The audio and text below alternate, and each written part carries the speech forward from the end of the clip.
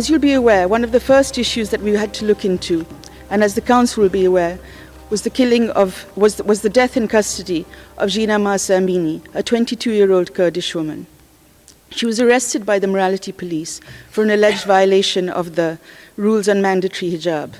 Within 3 days of her arrest, she was dead in custody, after having been taken for re-education and then into a hospital.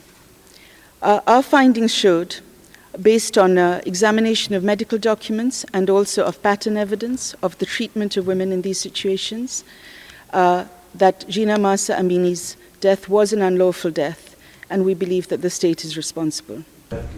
What do you ask about? You ask about maybe the intervention of international.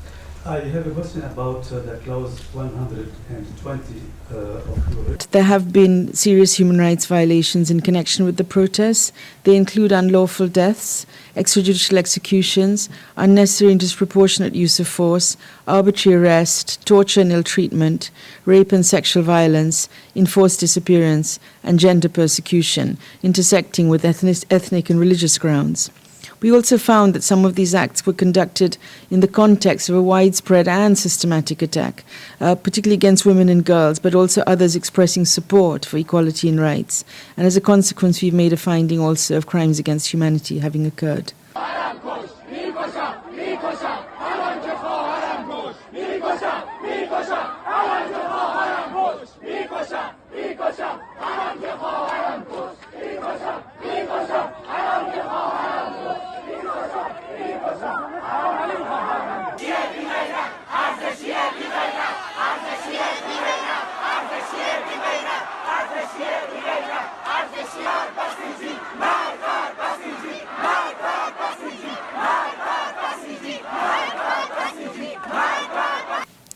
But the response to those protests was not of communication or recognition of any of those grievances. Instead, we saw quite brutal responses. The entire state apparatus was mobilized, with security forces using firearms, including AK-47s and Uzis, as we documented in some areas, resulting in injuries and deaths, credible figures that we found of up to 551 deaths, at least 49 women and 68 children.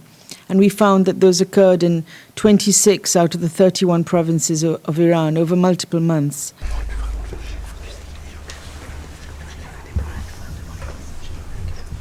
We also found that there were mass arbitrary arrests and detentions, that we found incidents of torture and ill treatment in custody, of protesters being beaten, even while they were being arrested and then when they were in custody as well. We found cases of torture, particularly sexual violence, gender-based violence. We found cases of gang rape, rape with an object, of women being routinely groped and touched throughout the protests, and often spoken to in extraordinarily misogynist terms. I mean, taking the notion of woman life freedom and distorting it and turning it on its head. Furthermore, failed to support the feminine iconography culture by security forces has revealed acts potentially constituting crimes against humanity. Responsible for the death of over 17,000 innocent people, including... Swiftly following the news of the death of an Iranian citizen, they started their scheme by orchestrating a campaign and monopolizing the narrative by controlling the propaganda atmosphere. Regrettably, owing to the fundamental reliance on certain Western countries, the so-called fact-finding mission has been marred by a glaring lack of independence and impartiality.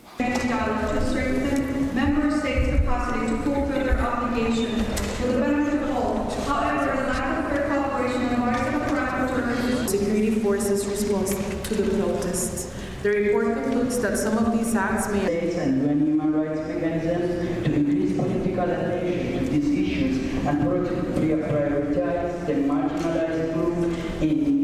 We admire supported standards of American people that people of Iran, particularly social norms, resilience, and speak out against these violations. I thank the Commission for the presentation of its report and its crucial work.